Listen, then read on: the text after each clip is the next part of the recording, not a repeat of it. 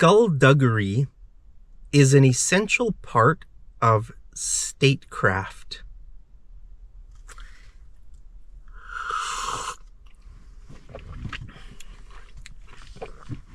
Skulduggery is an essential part of statecraft. You know what that sentence means? Well, guys, in this video, I would like to teach you some pretty advanced words that you will hear if you listen to podcasts relating to current events. Or if you watch, YouTube videos about current events, you're going to hear words, a lot of words. But in this episode, I want to teach you some words that I've heard quite a few times in the last few days. Okay? So, these are pretty advanced words, so you might not know them. So I just would like to help you understand the news. If you love listening to podcasts or reading the news or watching YouTube videos about current events. What is a current event? Well, current events means stuff that is happening in the world right now. Right? So as I'm making this video, a lot of stuff is going down in Iran. Going down means happening. Okay, so stuff is going down in Iran. So, by the way, guys, if you are living in a war zone, or there's some sort of conflict, and you're somehow exposed to that conflict, I just want to say, I'm sending you all my love, right? Not 90% of my love, all my love. Okay, so I really wish the best for you. I really hope you stay safe, and I'm thinking about you a lot these days, so I just want you to know that, okay? All my love is yours, so I've got no more love for a woman. That's it. My chances of marriage, they just went out the window. Because now you have all my love, I have no more love to give to a woman. Okay, if something goes out the window, it means it's gone. It's out of there. So all my love is yours. So now my chances of getting married have gone out the window. It means there's no more chance of me getting married because I have no more love to give to a woman. You have all my love. So guys, that sentence that I started with, skulduggery is an essential part of statecraft. What does skulduggery mean? I think that's my new favorite word in English. It's such a funny sounding word. It has nothing to do with a skull. Okay, in English, your head bones, your head is like your skull. All right. So, yeah. So it has nothing to do with skull, although maybe it does. Because what this word means is deception or tricks, kind of lies, in order to, to achieve your objectives, right? So these days, every country has certain things that they're trying to accomplish, right? And you could either go the honest route and just tell everybody, we want to do this in the world and that in the world. Or you can use deception and, do tricks and that kind of stuff, okay? So that's called skulduggery.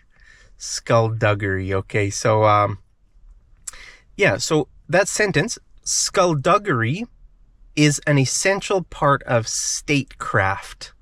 What does statecraft mean? Statecraft means the skill of running a country. Okay, so we could say the USA is very experienced in statecraft. My truck is getting hungry, guys. You hear that? My truck's stomach is growling. It makes that noise when it's shutting off. I don't know. I think it's part of the security system. So, yeah. So statecraft, right? A country like the USA has, I mean, it's been the top of the world, basically. You know, the strongest country, the most influential country in the world for a long time, maybe 100 years. Probably at least 100 years, I would think. So they're very experienced in statecraft. So, I mean, it just means the art or the skill in doing your running, like running your country. Okay. So, the US government is very experienced in statecraft. And one of the things they do is skulduggery. They're very good at using deception, lies, to kind of get their, to achieve their objections. Not objections, to achieve their ambitions, objectives. That's the word I was thinking of, not objection. Those have different meanings. Objection and objective. An objection is when you say something that you don't like about something. That's your objection, right? So if I'm trying to sell you something, you might say, "Oh, it's too expensive." That's your objection. No, I can't even think, guys. I need a sip of coffee. Your objective. Why am I getting those words mixed up? Objective, objection, rejection, objection. Guys, this is my brain is getting a bit confused right now.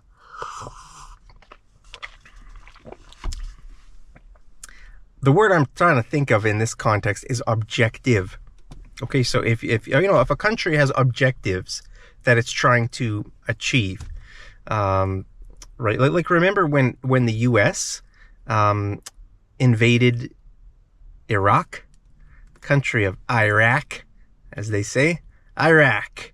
We need to go and take over Iraq, get all their oil, right? So, objectives. They had their objectives. Every country around the world has their interests, their objectives, not objections, objectives.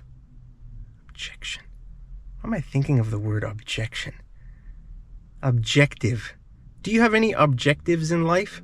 Do you have any interests? My objective is to eat marshmallow salad tonight.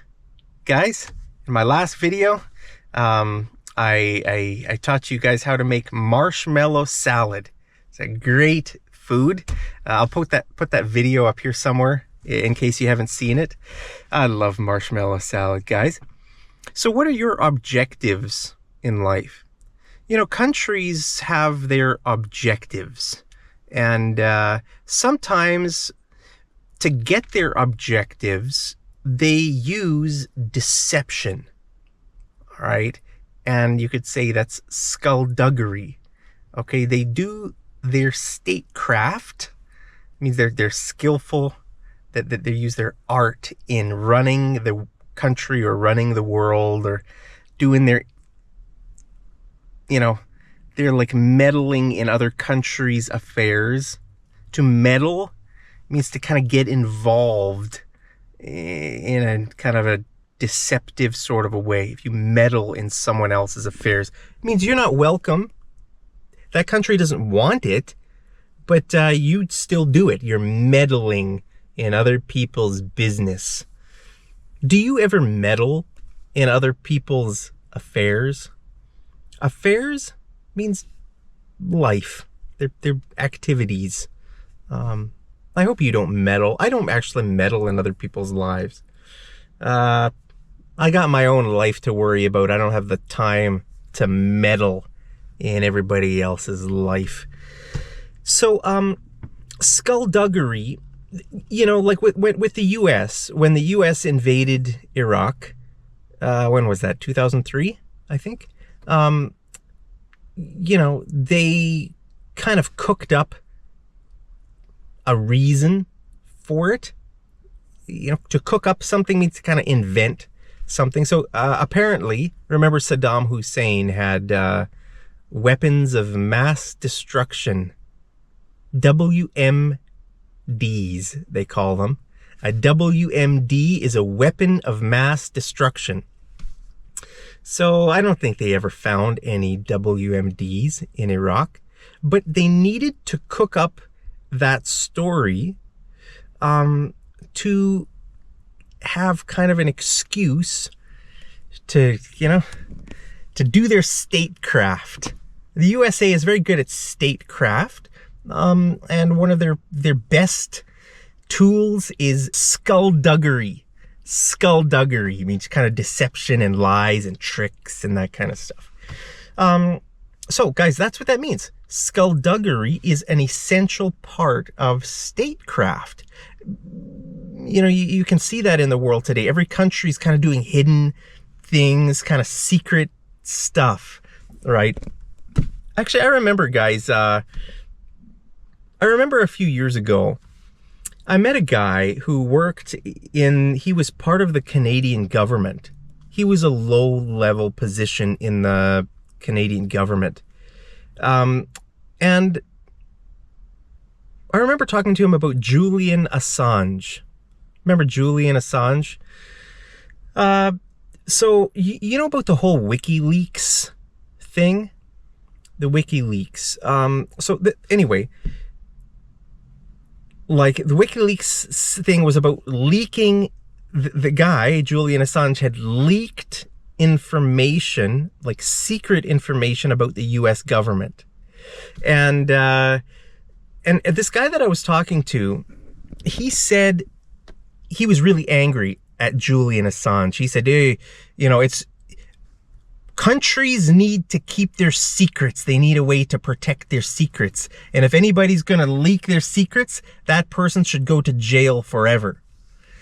And I told him, well, I want my country's government to be honest. I don't want my country to engage in skulduggery. I don't know. I would like Canada to be an honest country, to not have any kind of secrets and that kind of stuff, to be meddling in other countries' business and coming up with plots and schemes and tricks and all. I just want the government to be transparent. Transparent means honest, and you can clearly see, what they're doing, and they're not hiding anything. But the guy I was talking to, he disagreed with me. He said that, Canada should, be engaged in skulduggery, because that's how all countries do. He said every country has secrets, so we also need to have secrets. And I understand that, but I guess it's a bit naive to wish for a honest government, right? I mean, I know the Canadian government engages in skulduggery. I would like it to be honest and transparent, but I know that's not really realistic. How about your country? Is your country engaging in skulduggery? I don't know. I'm not naive about these things. If you're naive, it means you're kind of clueless. You're kind of innocent. You don't really understand the world. You're kind of naive. I'm not naive about these things. I know that countries, in order to do statecraft, in order to be really skilled at what you do, you have to sometimes engage in skulduggery, unfortunately. So a good example of this recently in the news is that, you've probably heard that Israel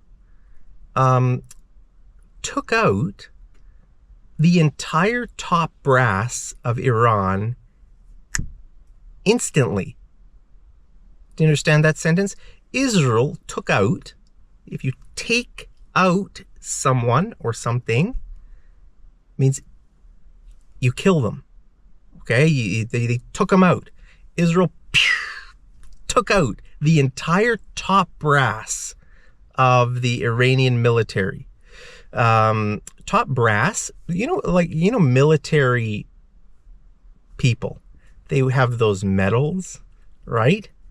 So people who have those medals, they are part of a country's top brass. So the military people are called the top brass. Okay, brass is a kind of metal. It looks a little bit like gold. It's basically cheap. It's like fake gold, right? It looks like gold, but it's not. So those medals, I think those military, like generals and commanders and stuff, I don't know if those medals are actually made out of brass. Maybe they're gold or silver. I don't know. But anyway, the term top brass refers to a country's top military people. Okay, top brass. So Israel took out their entire top brass in a moment.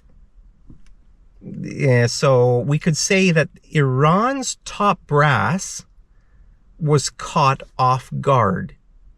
Okay, if you're caught off guard, that means you're unprepared. You're surprised. So they were caught off guard. Another way to say that is they were caught with their pants down. Okay, so we can say Iran's top brass was caught with their pants down. Right? Does that make sense? They were surprised. They weren't expecting it. Right? The Israeli government, their military, the IDF, they engaged in skulduggery. Somehow they convinced the Iranian top brass that they weren't going. Somehow those guys thought they were safe. I don't know why. I wouldn't have felt that if I were in their shoes. I wouldn't have felt safe. I'd be sleeping in a bunker underground. I wouldn't be sleeping in my condo. So I think they were a little bit, I don't know. I'd be way more paranoid than they were. If you're paranoid, means you're always thinking something bad is going to happen. If I had been in their shoes, like the Iranian general's shoes, I would be paranoid, guys. But they weren't paranoid. They were sleeping like babies. And then suddenly, Israel just took them out. They took them out. So Israel obviously was engaging in some kind of skulduggery there. Somehow some sort of a trick, or they were probably in it with Donald Trump as well. I had some sort of a plan, some sort of a deception to catch the Iranian generals with their pants down. Okay, so they succeeded in that plan, in that trick. Okay, so so that's the first word I wanted to teach you: skulduggery and statecraft. Okay, I made a list on my phone. Let me look up the next words I wanted to teach you. Okay, next word actually is attrition. Now, very often these days you hear the term war of attrition. They'll say this is a war of attrition. What does that word attrition mean? Attrition means that it's what you're trying to do is wear down the other side. So imagine, okay, if you have 100 weapons and I have 1,000 weapons, well, then I don't need to take you out instantly. I can just trade down, right? I fire my weapons, you fire yours, and eventually you are going to run out of weapons first because I have more weapons, or maybe I have more resources. I have more than you, and I can last longer than you, right? So I can survive longer than you.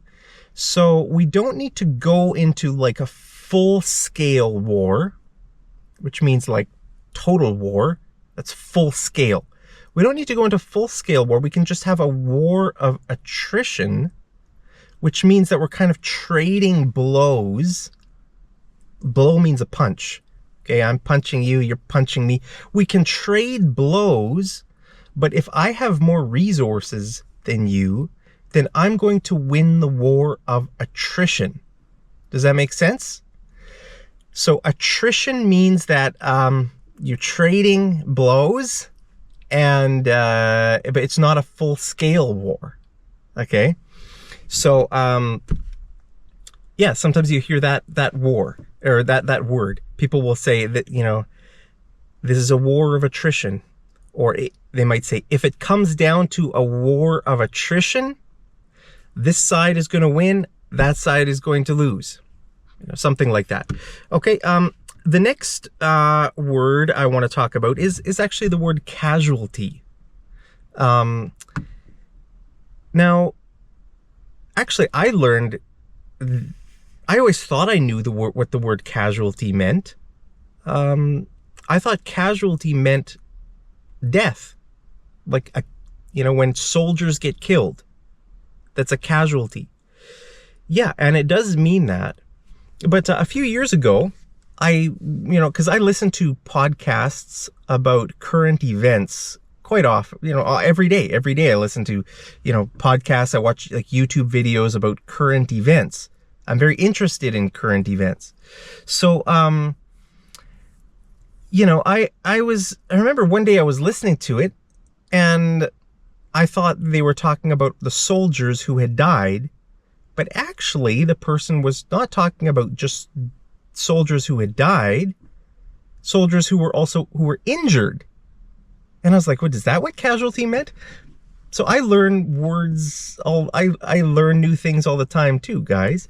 So the word casualty doesn't just mean the death of a soldier. It means death or injury or kidnap, like capture. If you get captured, if you're a soldier, let's say, right, and you get injured and you can't fight anymore, you are a casualty. Or if you die, you're a casualty. Or if you get captured, you're also a casualty. Anything that takes you away from battle, anything that prevents you from, doing your thing, well, if that happens, then you're a casualty. Okay, so if we say, that a country has taken 50,000 casualties, it doesn't mean all 50,000 are dead. It means probably some of them are dead, and some of them are injured, or some of them are missing in action. Because sometimes in a war, soldiers go missing. You don't know, did they die? Did they get lost in the woods? Where am I? I'm lost. Which way am I going? I would probably get lost, guys. If there was ever a war here in Canada, there's so much forest. I'd probably get lost in the forest. I'd probably get eaten by a bear. I'd be a casualty. There'd be a statistic on the Canadian government website of all the different reasons for the casualties. Then it'd be like, eaten by bear, Mark. Mark was a casualty because he got eaten by a bear. So guys, so that's what the word casualty means. It could be an injury or a death. Okay, so another word I wanted that I've heard quite a lot in recent days is the word impunity. Do you know what impunity means? Impunity means no punishment or no consequences. Okay? So it has that negative baked into the word. Okay? It means no punishment, no consequences. Okay? Let me take a sip of my coffee, guys.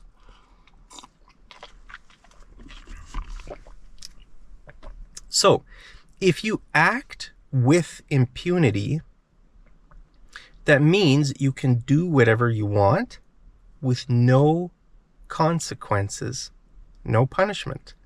Okay, so I'll give you an example sentence. Okay, You could say the US and Israel will not be able to do whatever they want in Iran with impunity. Okay? Do you understand what that sentence means? Well, let me word it a different way. We could say Russia and China will not allow Trump to do whatever he wants in Iran with impunity. Okay? That means they're not going to allow him to act with no consequences. Right? I don't know. What do you think? What's your view on geopolitics, guys? Let me know down in the comments. So right now I'm making this video. I have no idea what's going to happen in that situation. It's all live. It's happening right now. Every few minutes I check the news and there's new stuff coming out about what's going on in Iran, right? So I have a lot of subscribers, guys, from Iran. I really hope all the best. I don't even know what to say. But, every time I'm refreshing the app on my phone and the news apps and listening to YouTube videos about this stuff. It's very interesting. But, here's my opinion. I don't see how Russia and China will allow US and Israel to act with impunity in Iran. Okay, do you understand what that sentence means? I said with impunity, not without impunity. That would have the opposite meaning. Some people make that mistake. They say without impunity. No, that would be the opposite. That means they are getting punished. Okay, so if US is acting with impunity, if the US is acting without impunity, that means they are getting punished. But if they're acting with impunity, that means there's no punishment. Does that make sense? It's kind of confusing because the word impunity has the negative piece baked into the word. That meaning is baked into the word. Remember, impunity means no punishment. So if you say without impunity, you're adding two negatives, which make a positive, right? Let me know if that makes sense for you. So from my perspective, it's common knowledge that China and Iran and Russia, they kind of have they're kind of friendly with each other. They're kind of allies. So if Donald Trump wants to go there and do whatever he wants in Iran without any consequences, well, I don't think China and Russia are going to allow him to do what he wants with impunity. I think there will be consequences. Now, what could those be? Well, I don't know, guys. These are very nerve-wracking days we're living in. Nerve-wracking means it's kind of scary. What would they do? I'm expecting a I'm still surprised the lights are on in my condo. I'm still surprised we have electricity here. I'm still surprised that, the financial system still works. I wouldn't be surprised if there'd be a major cyber attack on Western countries. I hope not, guys. I live here in Canada. I hope everything is safe and everything is okay. But, if Russia and China are not going to allow Trump to do whatever he wants with impunity, that means they're going to do something. There is going to be consequences, right? And so what would those consequences be? The way I kind of think about China and Russia is they kind of have the opposite mentality of the West. In the West, countries you can just say whatever you want at any time and do whatever you want, and think that's normal. Well, in those countries, that's not how they work. That's not their mindset. They stay quiet, and in their brain, they keep their feelings inside, basically. They hold their tongue. Hold the tongue means you don't say everything. They hold their tongue, and when they act, it's big. So my feeling is that the Chinese, the mentality, and the Russian mentality is that, and I hope I'm wrong, guys, hope I'm wrong, but I wouldn't be surprised if they go for the kill shot. If you go for the kill shot, it means you, in one moment, you go for it.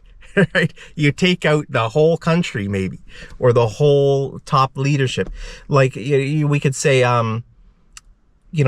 Israel basically went for the kill shot. They took out Iran's top military people in one operation. Basically, I think it was like in a few minutes, maybe all in 1 minute, all their top generals were killed. I'm not sure if it was over a period of time, because I remember just seeing the news that it was like one moment all the Iranian top brass was taken out. So they went for the kill shot, basically. We'll see what happens here. If, I don't know, all this stuff is happening live as I'm making this video. But how do we know that Russia and China aren't going to go for the kill shot? Scary stuff to think about, right? Like I said, I hope I'm wrong. I hope they do. I hope, guys, I just hope all the world can just live in peace, just get peace, and I can travel to other countries. I like traveling, right? I'd love to go to Iran. I'd absolutely love to go there, to live there. I love Persian people.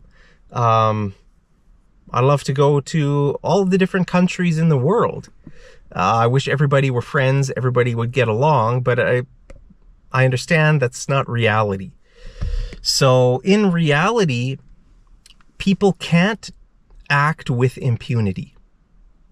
Okay, there is just going to be consequences. It's like if you have a neighbor, right? If you have a neighbor, you have to understand what their interests are as well. If you don't take their interests into account, you might end up dead, right? Imagine if you have a house and you think, I can just do whatever I want. You play loud music, you buy some dogs, and the dogs are barking all day, and they're just...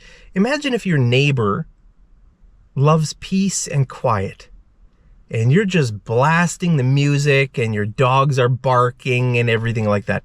Maybe your neighbor will deal with it for a while, but you're not going to be able to continue your actions with impunity. Right? At some point, there's going to be consequences. So, I don't know, in this world, we can't be naive.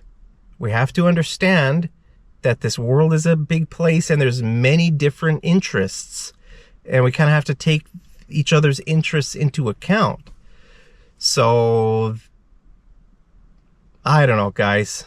I'm not an expert on geopolitics, but sometimes I wonder if Russia and China are just going to go for the kill shot.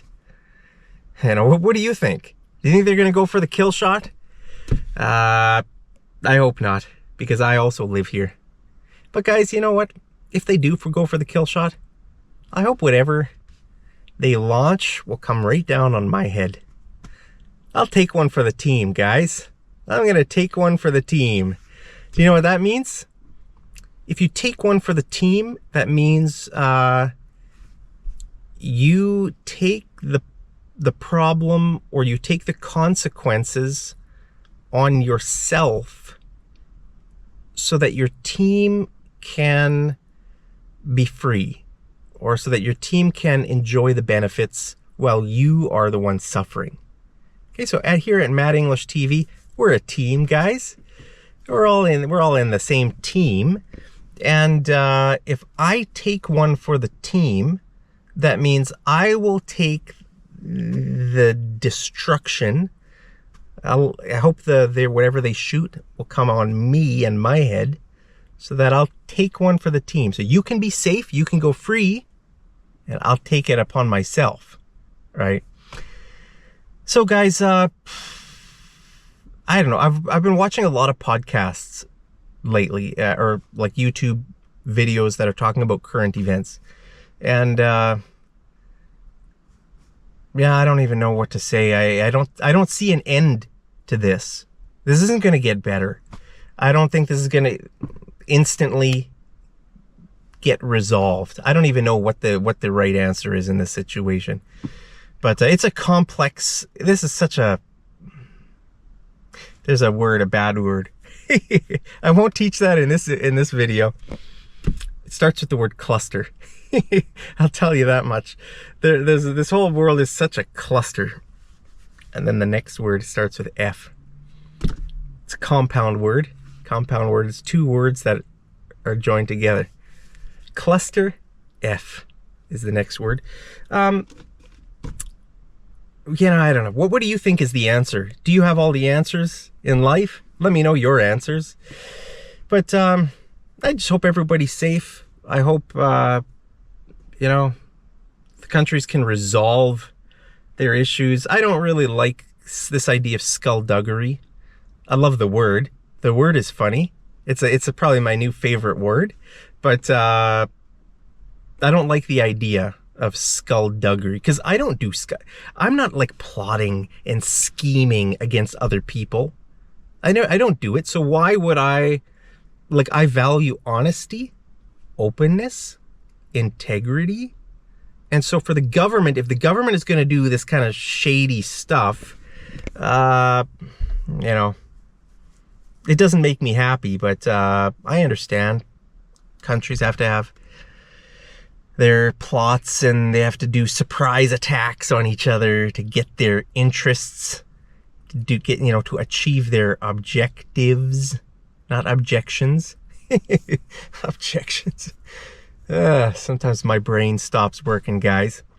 But anyway, those are just a few words that I wanted to talk about, because if you watch some YouTube videos about current events, you're going to hear some of those words like top brass, maybe skulduggery, or impunity. That's a common one.